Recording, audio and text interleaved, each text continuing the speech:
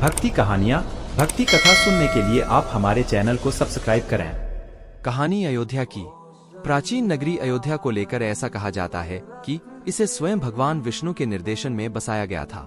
अयोध्या की गिनती देश के 7 सबसे प्राचीन व पवित्र नगरों सप्तपुरियों में होती है। श्री राम की जन्मभूमि अयोध्या नगरी में बना भव्य राम मंदिर दुनिया भर में चर्चा में है। मंदिर में रामलला की प्राण प्रतिष्ठा 22 जनवरी 2024 को होगी। फिलहाल मंदिर की तैयारियां जोरों पर हैं। अयोध्या नगरी यूं ही खास नहीं है, बल्कि इस नगर से विशेष धार्मिक महत्व भी जुड़े हैं। इसलिए तो अथर्ववेद में इसे देवताओं का स्वर्ग बताया गया है। सरयू नदी में बसी पवित्र नगरी अयोध्या को स्कंद पुराण में ब्रह्मा, विष्णु और महेश त्रिदेवों की पवित्र स्थली कहा गया है। अथर्ववेद में अयोध्या को ईश्वर का नगर बताते हुए इसकी तुलना स्वर्ग से की गई है। वहीं स्कंद पुराण के अनुसार अयोध्या का शब्द ब्रह्मा, य कार विष्णु और ध कार रुद्र का स्वरूप है। वहीं महाकवि महर्षि वाल्मीकि ने भी महाकाव्य रामायण में अवध को पवित्र नगर बताया है। अयोध्या की प्रचलित कथा। अयोध्या नगरी के धार्मिक दृष्टिकोण को लेकर एक कथा खूब प्रचलित है, जिसके अनुसार अयोध्या के महाराज विक्रमादित्य एक बार भ्रमण करते हुए सरयू नदी के पास पहुंचे। उस समय उन्हें अयोध्या की भूमि में कुछ चमत्कार दिखाई दिए। आसपास के संतों ने महाराज विक्रमादित्य को अवध भूमि की धार्मिक महत्ता के बारे में बताया। इसके बाद विक्रमादित्य ने यहाँ विभिन्न मंदिरों, सरोवर, कूप आदि का निर्माण कराया। इसके साथ ही अयोध्या नगरी में एक सीता कुंड भी। मान्यता है कि इस कुंड में स्नान करने से व्यक्ति के सभी पाप कर्मों का नाश होता है। भारत की प्राचीन सांस्कृतिक सप्तपुरियों में अयोध्या का स्थान प्रथम है। अयोध्या को श्री राम की जन्मभूमि के साथ ही साकेत नगरी के नाम से भी जाना जाता है। हिंदुओं के साथ ही बौद्ध और जैन धर्म के लिए भी अयोध्या नगरी का खास धार्मिक महत्व है। आइए जानते हैं श्री राम जन्मभूमि अयोध्या कैसे बनी धार्मिक नगरी। अयोध्या की स्थापना।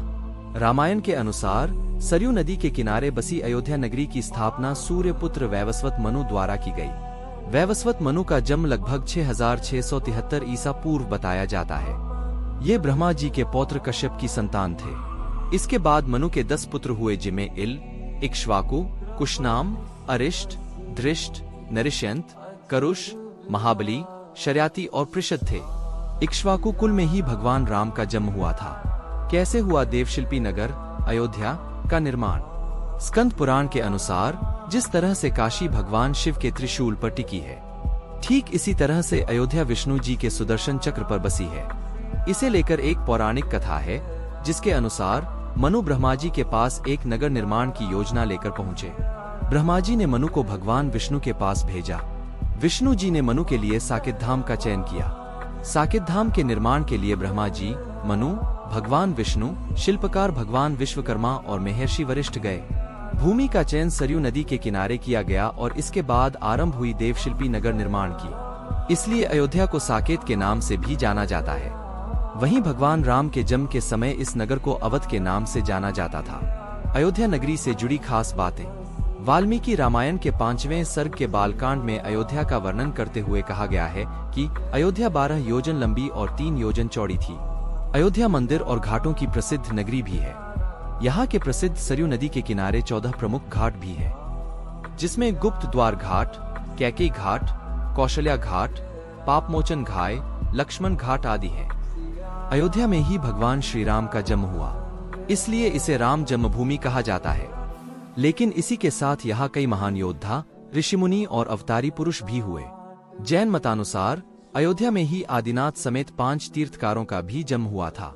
12वीं सदी के आसपास अयोध्या में बड़े पैमाने पर सूफी संतों के भी रहने का प्रमाण मिलता है। कहा जाता है कि भगवान श्री राम जी के समाधि लेने के बाद त्रेतायुग में ही अयोध्या नगरी उजड़ गई थी। तब श्री राम के पुत्र कुश ने अयोध्या को फिर से बसाया। कुश द्वारा अयोध्या का पुनर्निर्माण कराने के बाद सूर्यवंश की अगली 44 पीढ़ियों तक अयोध्या का अस्तित्व बरकरार रहा। लेकिन महाभारत युद्ध के बाद अयोध्या फिर से उजाड़ हो गई। इसके बाद अयोध्या मौर्य से लेकर गुप्त, कन्नौज, मुगल शासकों के अधीन रही।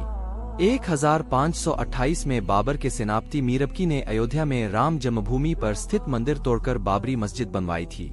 इसके बाद भी अयोध्या में मंदिर मस्जिद विवाद नहीं थमा और कई आंदोलन व सांप्रदायिक दंगे हुए। मामला कोर्ट पहुंचा और लंबी लड़ाई के बाद फैसला श्री राम जन्मभूमि के पक्ष में आया। अब एक बार फिर से पवित्र और धार्मिक नगरी श्री राम जन्मभूमि अयोध्या में भव्य मंदिर का निर्माण हुआ, जिसमें रामलला विराजेंगे। मंदिर की प्राण प्रतिष्ठा 22 जनवरी 2024 को होगी।